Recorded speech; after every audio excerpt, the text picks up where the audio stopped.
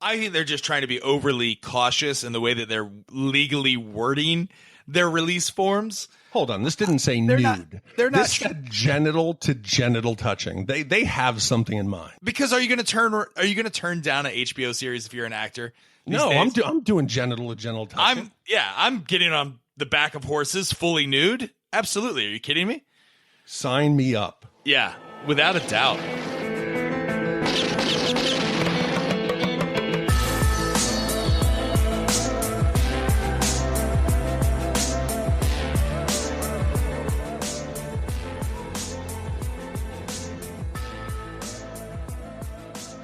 Welcome back to Shat on TV Westworld Edition. I am your host, Roger Roper. Alongside me is my faithful co-host, Dick Ebert. Did you want me to say hello? I do. That's why I introduce you. Hello. And each week, we will be reviewing the soon-to-be-hit HBO series, Westworld. This week's episode is all about the characters. And Big D, I thought it would be a good idea to kind of review each character and actor's role within Westworld, what we know so far, and kind of give our predictions for their characters. Now, we may be wildly off, but in our last episode, when we reviewed the 1973 version, the movie, written and directed by Michael Crichton, we could see the foundation for what could be a very rich, vibrant story. And then now that we've seen what HBO has released in the series so far on their website, and I think that it was just came out that they released the first 3 episodes to critics, and critics have watched it and started to review what they can. We have the makings of a very, very, very cool story that the critics have confirmed. This could be the first legitimate Game of Thrones series replacement.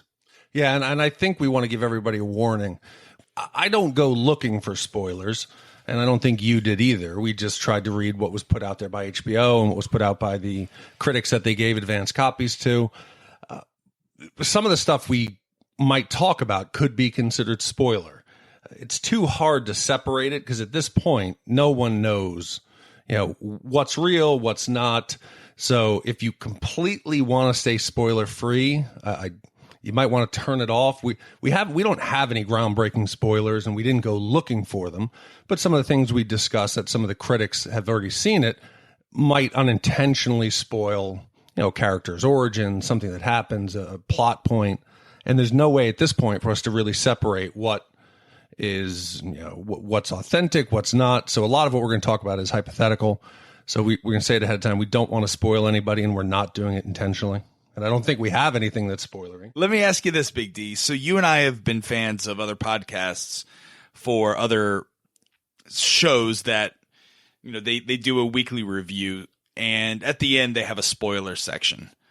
Sometimes the spoilers are straight on. Sometimes the spoilers are, way off base. With our podcast, do you want to do a spoiler section? And here's the pros and cons of doing a spoiler section. The pros are, for people who are really interested in spoilers and love to know what's coming up, it's kind of a neat thing to do at the end, and I think people might tune in for the cons are, it takes away from the viewership of the show when you know what's going to happen. Especially in a show like Westworld where they want to keep you guessing.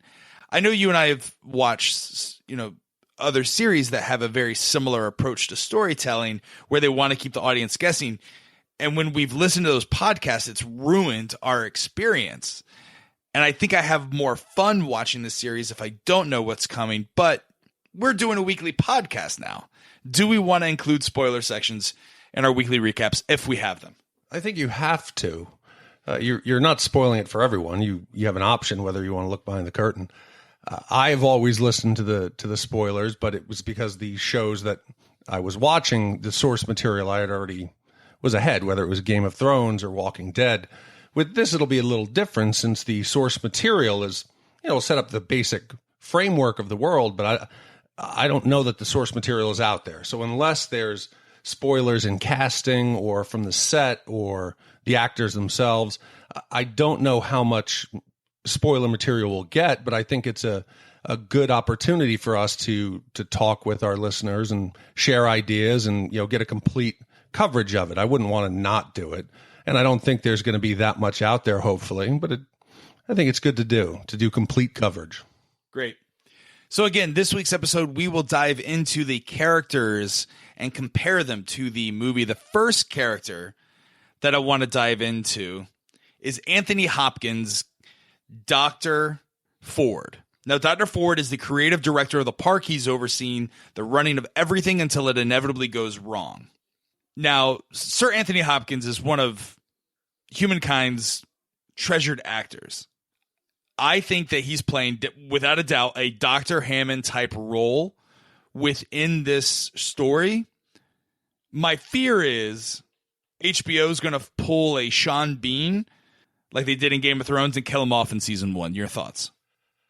I think he's the Hammond character from Jurassic Park, only in position and that he is the owner/creator. To me, Dr. Ford seems much darker. He enjoys the power. He enjoys playing God. Whereas Hammond, like they said, he just stood on the shoulders of geniuses and didn't question what he was doing. He just did it.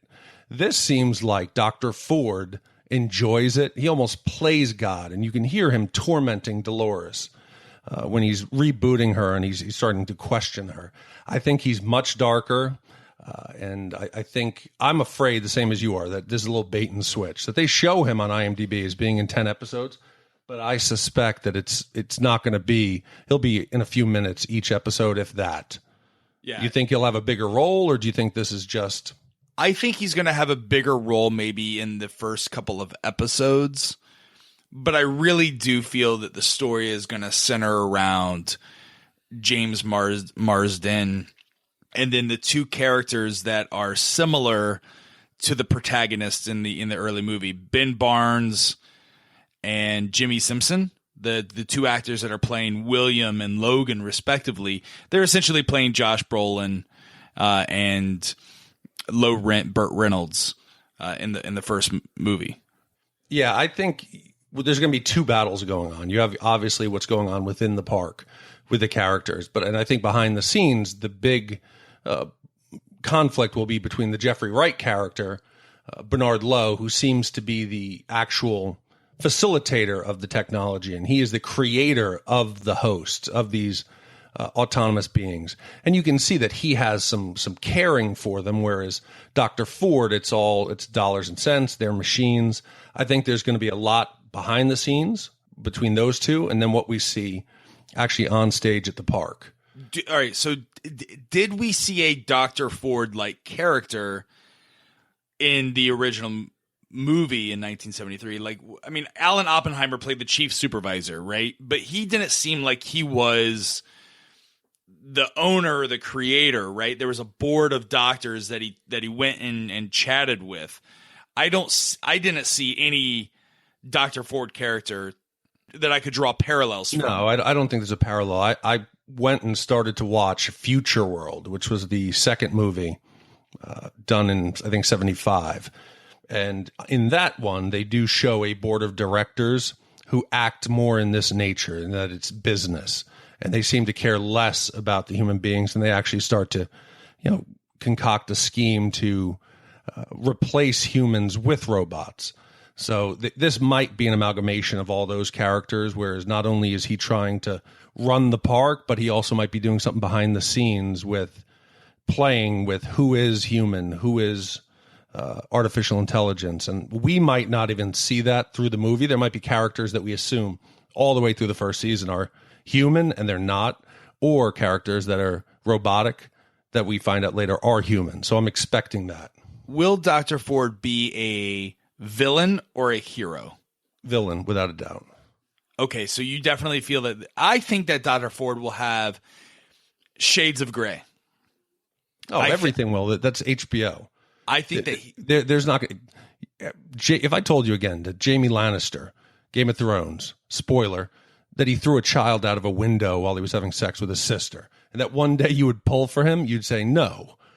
But it's gray. Good people do bad things. Bad people do good things. I anticipate this entire world will be gray. No black, white.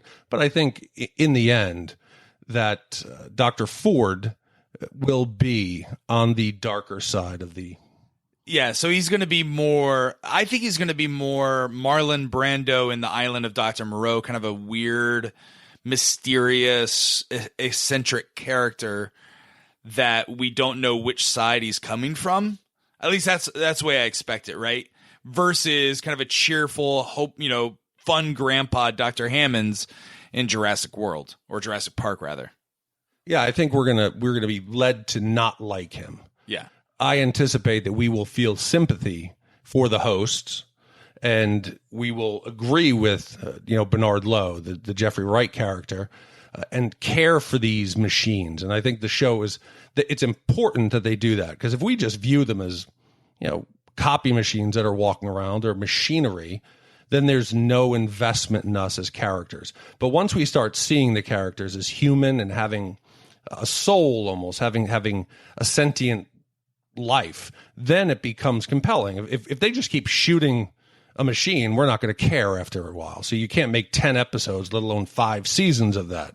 So we need him to be the voice of darkness. Right.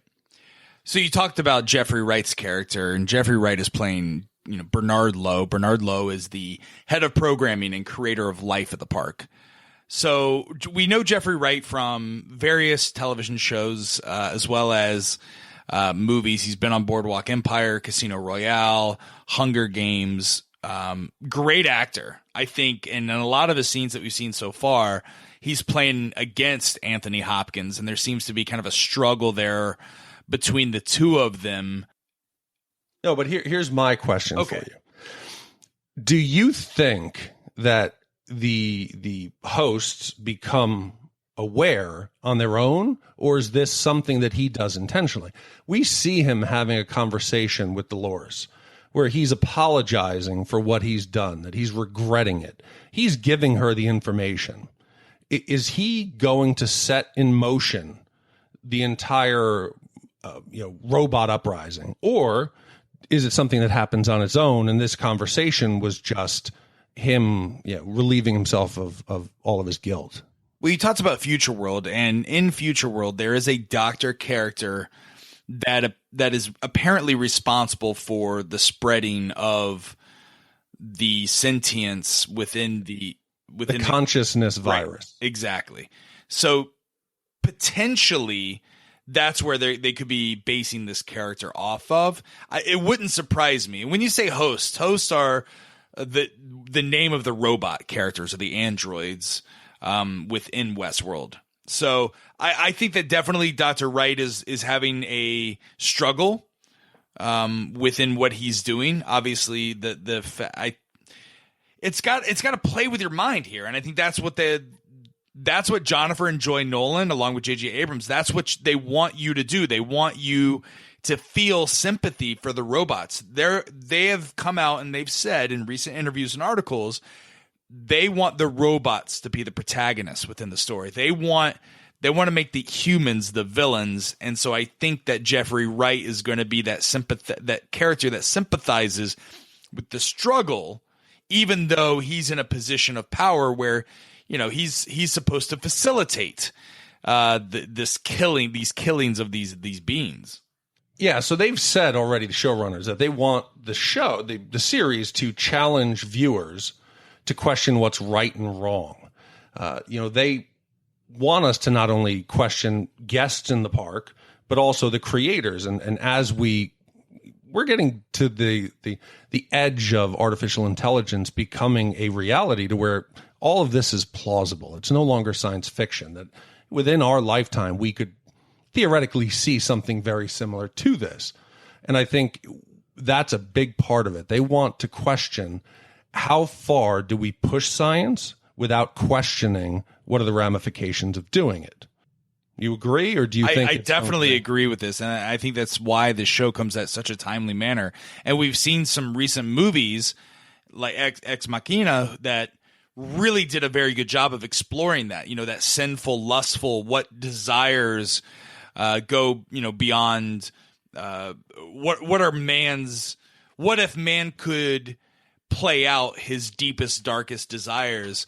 I think there's actually going to be a scene, and again, spoiler, there's going to be a scene in one of the episodes where we hear a background character talk about the first time he came to Westworld, it was with his family, and every subsequent time he's come by himself, and he's had more fun because he's indulged in those carnal desires. He's gone out and shot and killed more people. He's had sex with more robot host prostitutes. Yeah, we're going to go into it later, but HBO has a website set up for Westworld as if it was a real theme park, discoveringwestworld.com, where you can go see intro videos, you can take a tour of the park, and you can actually schedule a stay. I thought it was hilarious that when you schedule your stay, it asks how many adults and how many children in your party. I can't see that many guests are going to be bringing their kids, but I don't know. I went to Amsterdam in college, and I was shocked to see families in the red light district. Yeah. It was husbands and wives. It looked like fathers and sons. So maybe this isn't that far-fetched. Maybe if you're taking somebody to a brothel, maybe you would take your son to get his first kill at 15. Yeah, make a man out of him. There's going to be a lot of bar mitzvahs that are going to be had at Westworld. This is a combination of the red light district. The difference is here you could go get your son his first BJ and then go waste the town drunk in the middle of the street. So it might be the wish of every kid. You asked me, do I think that the doctor Jeffrey Wright, if his character is going to be the cause for the consciousness? I'm on the fence about this. A lot of me says yes, but then there's a part of me that thinks it might be Ed Harris's character. Now, Ed Harris is playing the role that seemingly was made famous by Yul Brynner as the Man in Black, the gunslinger, right? He's the one that was the main antagonist in the 1973 film and was a very straightforward villain. The robot that wants to seek out and kill any human that he can. In this, it's come out and it's been reported, Ed Harris is actually going to be a human in this version. He will be the representation, apparently, of the extreme, the wealthy human who doesn't just go there to blow off steam, but he goes multiple times and just havoc ensues, that he goes and pushes the park to the limits. And each time he goes, it gets darker and darker, and he becomes more violent. So instead of the park becoming a way for people to blow off steam, this is almost feeding into that anger he has inside. And I don't know why the park would allow him to keep doing it. Maybe he's that wealthy, but you can't go to Disney World and just go crazy and start busting shit up. No. I would expect they'd have to tell him, hey, calm down. You can't waste 50 of our robots. I think he's so wealthy, though. It's like when you go to Vegas, right? And you're a whale at a casino. They're not going to tell you to stop spending your money.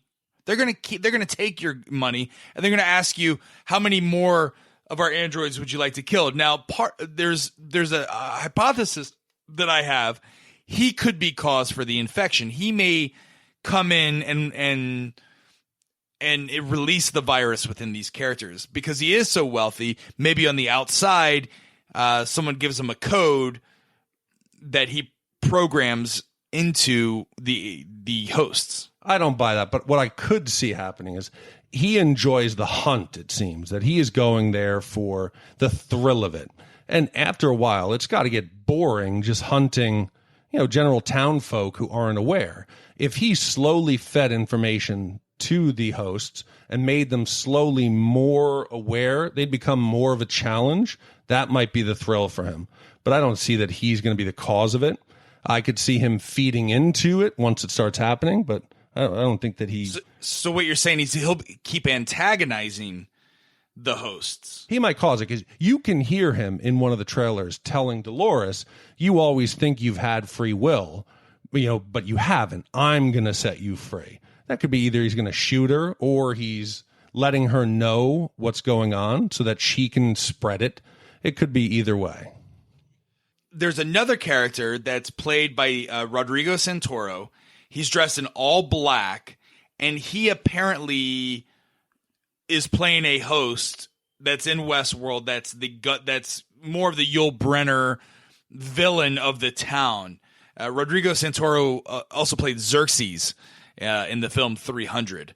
And so there have been some set photos and some cast notes that have been released on his character. And so it seems as if they've taken the gunslinger, the Man in Black, Yul Brynner's character, and split him off into two different characters. So they'll still have maybe that arc, that story arc of, that villain in town that the humans that are the guests that are there, that they can go up against the villain in the town.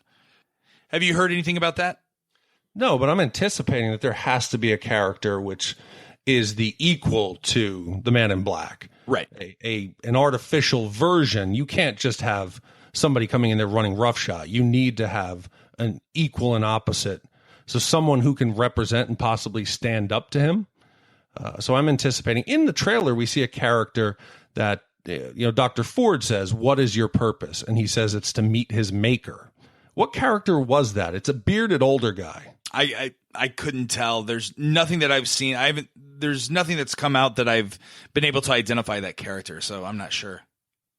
Yeah, I think maybe they're keeping that a little. I'm looking through IMDb and I don't find it, but that character seemed. Oh, I see who it is now.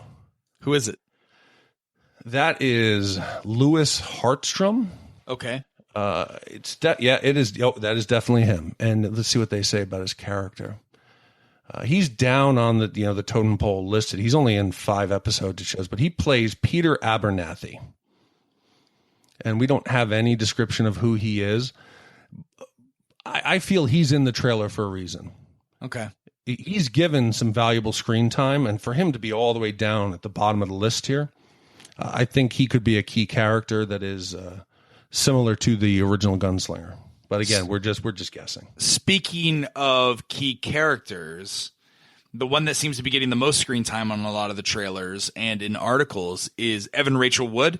Evan Rachel Wood is an actress that's been seen in American Gothic, The Wrestler, True Blood. She is playing one of the hosts, Dolores Abernathy, that seems to be one of the first hosts to realize that she's actually a host, that she's not alive. The first episode, from what I've read, revolves around her character.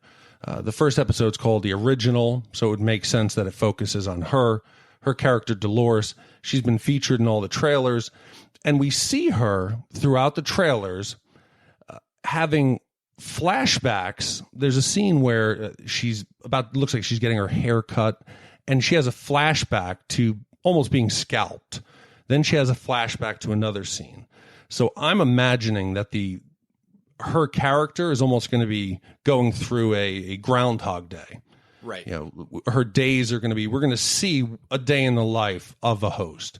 What's it like to be out there? You go through your day, you're shot. Maybe the next day you go through it again and it goes completely off to the side. It'll be a review of the life so that we can start caring about them. And I think she is the first one who we see run into what looks like a human child.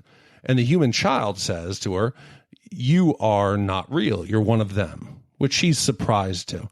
How the hell did this kid get? Is he a guest in the park? He's got to be a guest. He's got to be a guest. Or is this a kid who lives right around the edge of the park and he just happens to stumble upon her as she pushes the boundaries of the park? That would be. So you think it's a child guest? I think so. I think it's definitely like a child guest, and I believe you're probably right. There will be some sort of montage of a day in the life of a host. Would HBO have the balls to have this kid shoot her? I don't listen. HBO has pushed the envelope, and they've gotten into some hot water recently about the way that they victimize their women characters. And it's already come out that there's a pretty intense off-camera rape scene between Dolores by Ed Harris. Not only that, but it seems to be in front of the James Marsden character. I thought in the articles that I've read, he pulls her off to a barn. So we'll see. So speaking of James Marsden, HBO has been extremely tight-lipped, and none of the reviewers that have come out that have seen the first 3 episodes have come out and said exactly what James Marsden character is. Is he a host or is he a guest? So James Marsden is playing the role of Teddy Flood. You know James Marsden from Superman Returns, Anchorman 2, 30 Rock, X-Men, he was Cyclops. So, I mean, he's a very recognizable character, appears to be one of the main leads in the show, but HBO has been known to do a bait and switch with us. I think that he's a host. I think he's an android. Well, let's just say he is a human.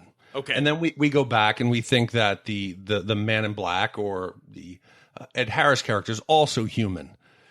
Would you be does that say now, say I'm a guest in the park and I'm in the brothel, can another human come in and steal my prostitute? Oh, can he affect my vacation? Oh, absolutely. So this very well could be that brief scene we see in the trailer that, James, we see that James Marsden's character, is he named? Yeah, he's named Teddy Flood. Teddy Flood. So Teddy Flood, we see him trying to romance Dolores. Right. He's walking through the field. She says, "Oh, you're back." And he says, "Oh, yeah, I wish I could stay here." He seems to be the romantic guest, the one who's going there to live out some fantasy romance. It would be horrific if he's going on his vacation with this love that he has, his sex bot robot Dolores, and another guest comes along, beats the shit out of him, and then drags his robot into the barn and rapes her. Well, I don't think that the guests are allowed to touch other guests. I think that's where the directors and the people that are creating the narrative would step in. There's got to be some sort of security, right? They would have security bots. But Ed Harris's character, the Man in Black, he knows the rules. He knows. He's been coming to this park for 30 years, probably stays for months at a time, right? He's got that kind of cash. He knows. He sees behind the scenes. So if Teddy Flood is truly a guest at the park, it would be conceivable that Ed Harris would see him trying to romance and then come by and just take her and drag her off to the barn. And James Marsden probably would, his character is like, what is going on? This is my first time here. That would be wacky. That would be crazy. You're not going to get return visitors that way. But talking about what HBO would do and how they would push it, I came across a fun article where HBO had gotten into some hot water when they were first casting the show. They put out, and the Screen Actors Guild had a problem with it, that in the release form that even background actors signed, it said that they may be required to perform genital-to-genital touching, simulated oral sex with hands to genital touching, or contort to forms on table-like shapes while being fully nude, pose on all fours with others who are fully nude, or ride on the back of horses while both fully nude. So I could see there's nothing out of bounds. If you're making the extras agree to genital touching, what's out of bounds? I think they're just trying to be overly cautious in the way that they're legally wording their release forms. Hold on, this didn't say nude. They're not. This said genital to genital touching. They have something in mind. No, I don't think they have anything. We're not going to watch a porn, right? HBO doesn't. This isn't real sex Westworld, right? No, it's not sex if you're just dry humping, or if there's. That's what I think that they probably mean, right? Is simulated. I'm sure that release form is standard, and it just caught. No, this is a non-standard contract. This is not standard. The Screen Actors Guild contacted HBO and said that they want them to make a change to that provision, and HBO said no. Yeah, because are you going to turn down an HBO series if you're an actor? No, I'm doing genital to genital touching. I'm getting on the back of horses fully nude. Absolutely, are you kidding me? Sign me up. Yeah, without a doubt. Now, James Marsden's character, there was no Teddy Flood character that you could draw parallel. There was no exact character that seems like what they're trying to do. It's hard to guess, movie, right? Because we don't know what he is. If anything, he might be, and go with me here on this, he might be Dick Van Patten's character, kind of the nerdy character that went to Westworld, but they're making him cool now.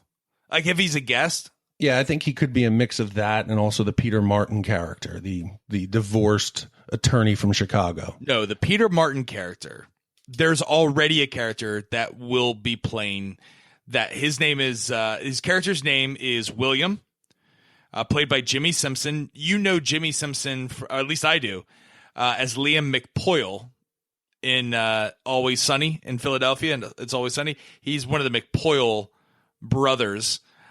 He is described as a reluctant first-time visitor to Westworld, joining his friend Logan, and he's initially dismissive of the park's more lascivious attractions, and slowly uncovers a deeper meaning to the park's narrative.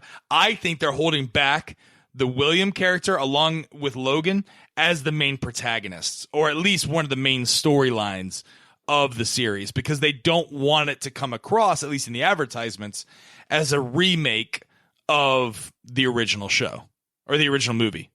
Yeah, I can go with that. I mean, he was great in House of Cards. He's been in a lot of things. So I think he would play that role well. Right. So it opens it back up to that, the Teddy Flood could be anything. He's the wild card. Ben Barnes plays Logan, and again, the description definitely matches James Brolin's character in the movie Westworld. He's described as a louche bachelor and veteran Westworld guest. He comes to Westworld specifically to do hedonistic romps through Western World, and is equally motivated by self-indulgence and a desire to help his friend William. So, I mean, we've seen scenes in the trailer of William going and discovering the behind the scenes, and we don't see too much of Logan though, but I imagine he is definitely going to be the James Brolin character. I think isn't he the one in the orgy that's in the trailer? He's Yes. the one that's underneath the pyramid of beautiful You're prostitutes. right. You're absolutely right. Which there's definitely some genital touching going on there. Without a doubt. Now you could tell he's been there before. Right. He's not out trying to rob a bank or become a bandit. No. He's getting his money's worth. Definitely not. I liked it in the trailer also where they kind of show like the robot hands coming out like towards the camera, like the robotic hands, kind of, almost similar to like the Terminator hands.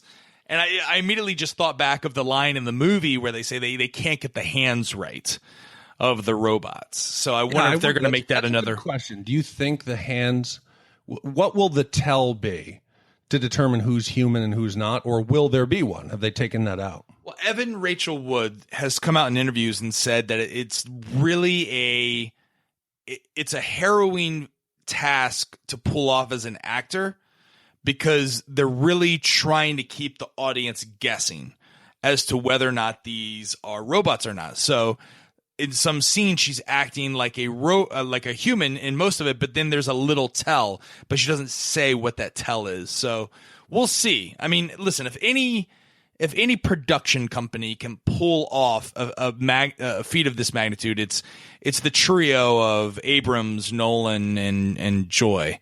So I think this is. I think there's definitely they're going to nod back. HBO usually does a good job of winking back at the audience that has seen Westworld and Future World and maybe grew up with the first 5 episodes that aired of Beyond Westworld, doing little winks and nods, but not copying the same story word for word, like Walking Dead. Oh, terrible. Yeah. Terrible. So the last one that we have here in the major character list is you would know her. It's how do you pronounce her name? I think it's Thandie Newton. Yeah, she was from Mission Impossible 2. She was Crash, Rock and Rolla. She plays. I think it's Maeve. Yeah, and she's described as a beautiful and sharp madam of Westworld. The trailer shows her. She's often with a child. From what I've read, the brothel is the focal point again of the town, and she is almost not a lie detector, but she might be a special host who has the ability to read the human guests, and she seems to be not the typical robot. And I anticipate that she'll be a bigger part in whatever revolution occurs, and play a bigger role in reading guests. She might almost be like on a cruise. She's the cruise director that can specialize the experience per guest. Do you think she'll have an average role? Am I misreading it? Or No, I think that she's going to be. I mean, she's definitely playing the Miss Carey character from the movie, right? The saloon operator and the brothel operator. So I that's where we saw James Brolin and Burt Reynolds go to get their information, right? There's a scene at the bar where she's kind of explaining everything, and then hands out which prostitutes they go and they sleep with. So I think you hit the nail on the head there, where she's definitely going to be that source of information for guests to go to and plan out their stay in Delos and in Westworld.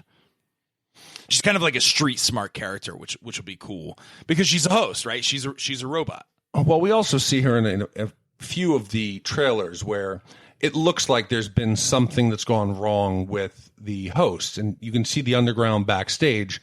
They are cleaning house where there's, robots that are strewn about the floor, dozens, but yet she is still functioning and she's watching it.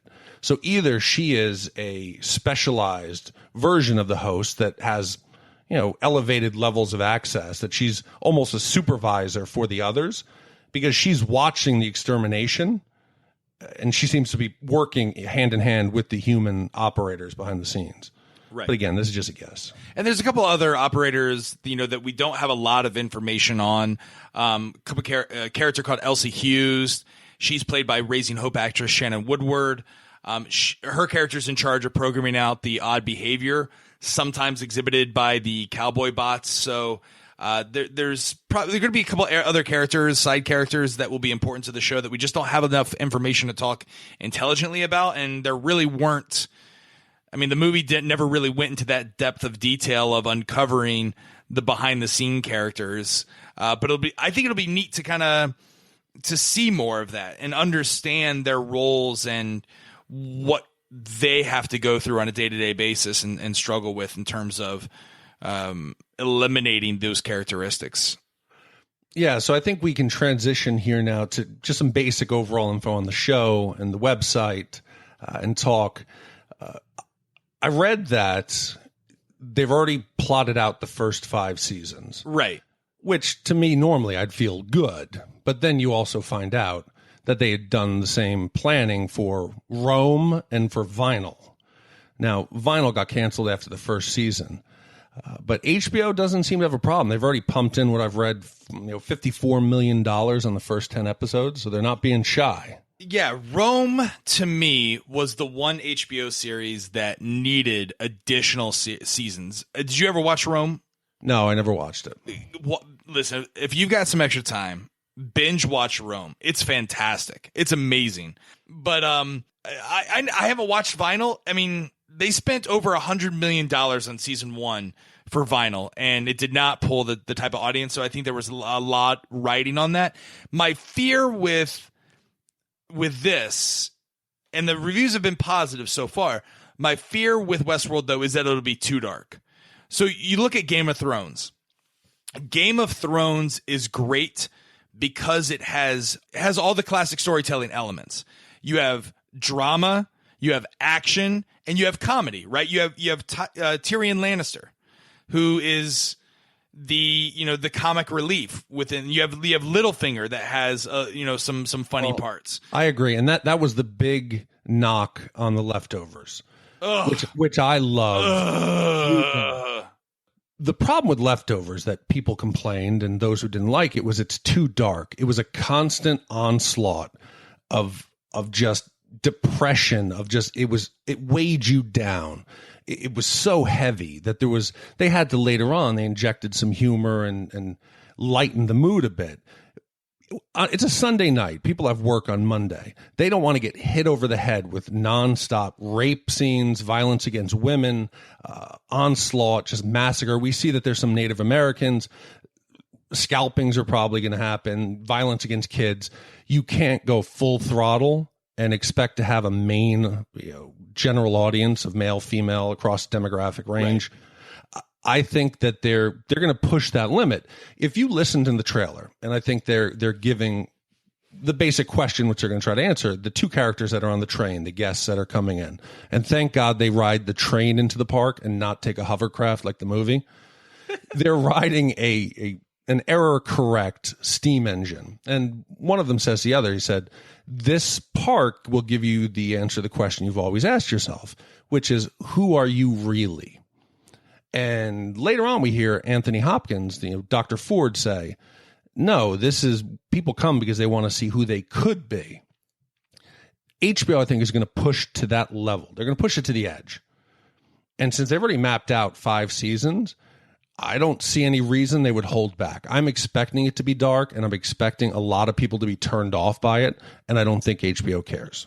I have one question for you. There is a scene in the trailer where it appears as if there's a room laid out for guests to pick out their outfits and their guns.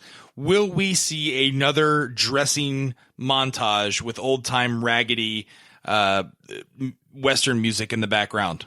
No, this selection process looks much better than the movie. In the movie, you had 2 or 3 firearms, some basic clothes. This looks like the selection screen on Call of Duty. You got 50 different kinds of shirts. You got pants. You can accessorize. This looks legit. This looks that you can create whatever character you want. I'm excited to see it. As far as just going back to talking about whether it's going to be dark, all you need to do is go to discoveringwestworld.com, which is HBO's, their site as if the park were real. And they lay out what the basic objective of the park is. And they say that it is freedom, no judgment, no questions, just infinite choices, and that they offer complete discretion. Bliss, full of love or plunge into lust in Westworld. There are no safe words. We'd asked that in the movie cast, so I guess there's no safe word to get you pulled out or to have the whatever's happening to you in the brothel end. Thrills. This is no theme park. The action is real. The blood is real. The only person truly safe is you. Then escape, the final. Our fully immersive experience is always evolving to meet your needs and to create a rich world where you rule. That everything that says to me is it's going to get dark. Guests are returning. Each time it needs to be darker, needs to be more perverted, it needs to push it. And it says it's evolving.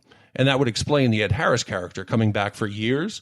You have to continue to push the level of what's accepted, what's perverted, and to know you're always offered complete discretion. That no matter what you do, it'll never follow you back. Are we going to see some scenes similar to like the Truman Show?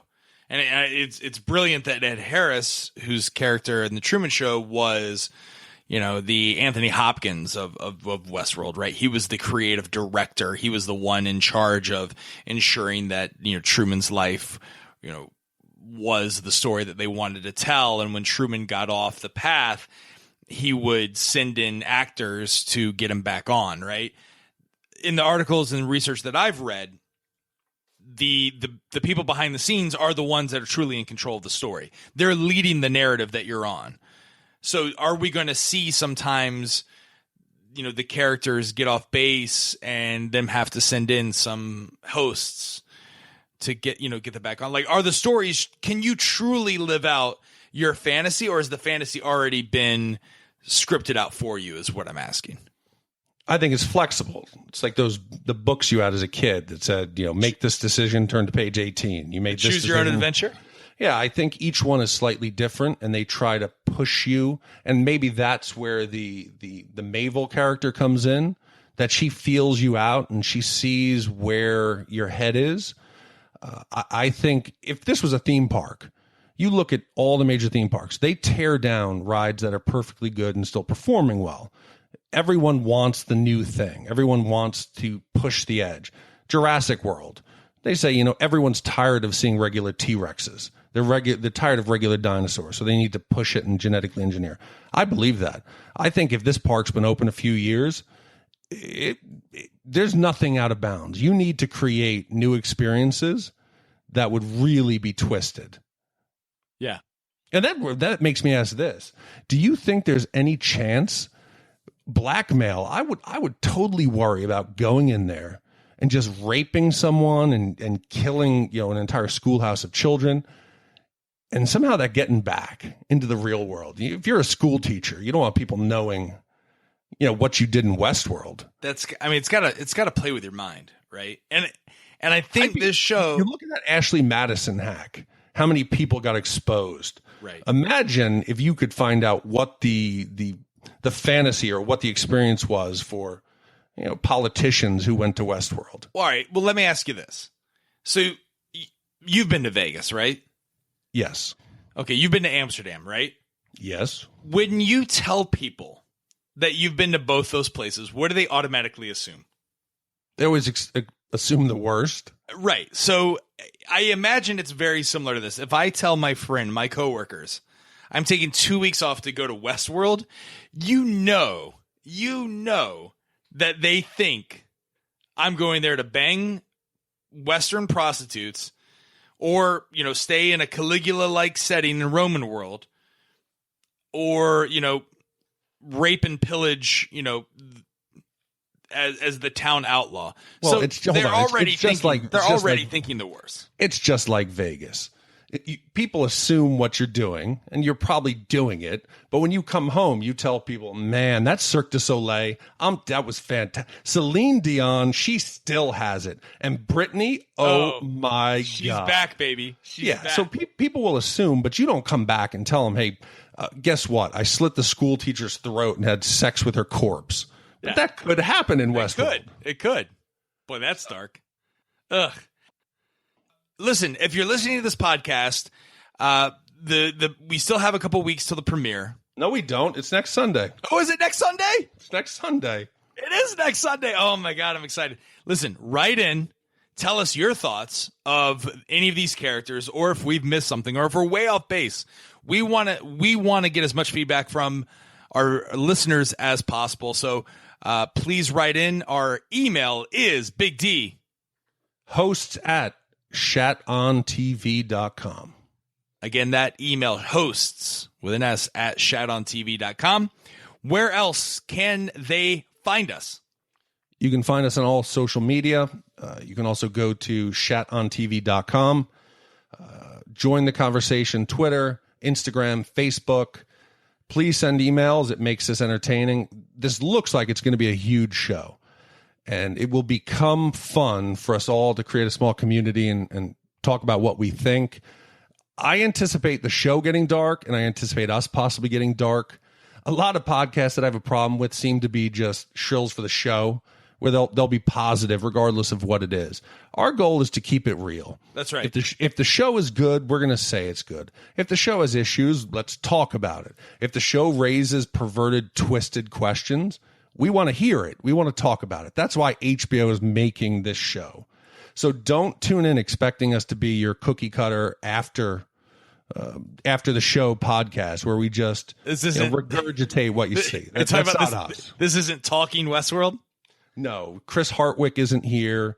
We're not going to go over and say, hey, we got some trailers for next week. Rick, who got killed by Negan? Who was it? What do you think it is? Who was it there, Roger? Who do you think got killed by Negan? Yeah, exactly. So I would not do this cast if that happened. I completely 100% agree with you. And one suggestion from one of my friends who listens to the podcast mentioned, well, why don't we live tweet? Well, number one, again, spoiler alert, Big D is on the East Coast. I'm on the West Coast. And we do this podcast through the magic of technology.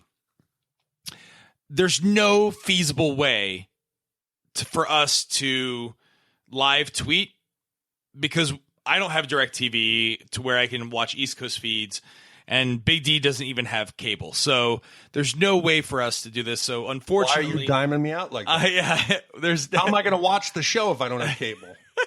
Are you trying to say? No, you don't. No, you have HBO on demand. Is like that's what I use. I use HBO on demand to watch. So you make sure you don't pirate. No, I don't pirate. No, I don't pirate. Okay. I use HBO on demand. Okay, good. So I have to watch after the airing. So unfortunately, we can't live tweet. But I'm trying to think of other ways that we can engage our audience. We can try to figure it out. There's got to be a way. After the first week, it airs next week, 9 p.m. Eastern. Yeah. So out west, when does it air for you? 9 p.m. Western. Really? They make you wait? Yeah. That's a dick move. You're telling me? So how do you deal with Game of Thrones? Do you just stay away from social media spoilers? Yeah, I have to turn off Facebook for 3 hours. Why do they do that? They don't do that with anything else. They don't do it with the NFL. They don't. Well, no. NFL is live. Yeah, right. They're scripted television.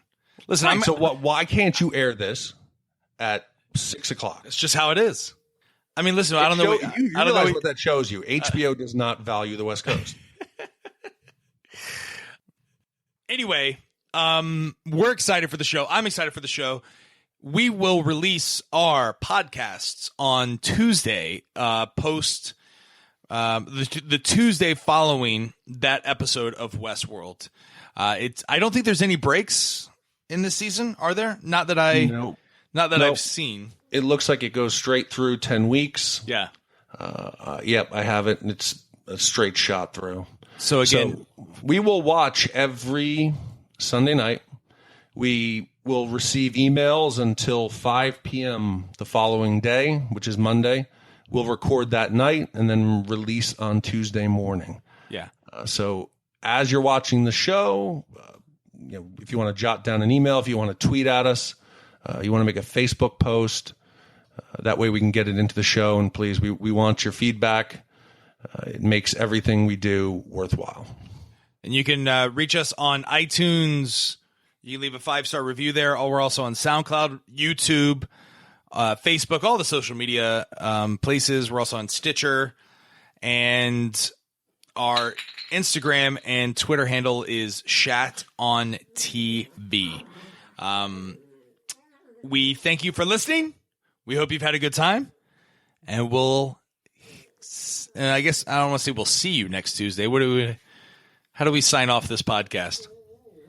I don't know. I would say break out your chaps, your spurs, get a cocktail, and join us on the couch next Sunday.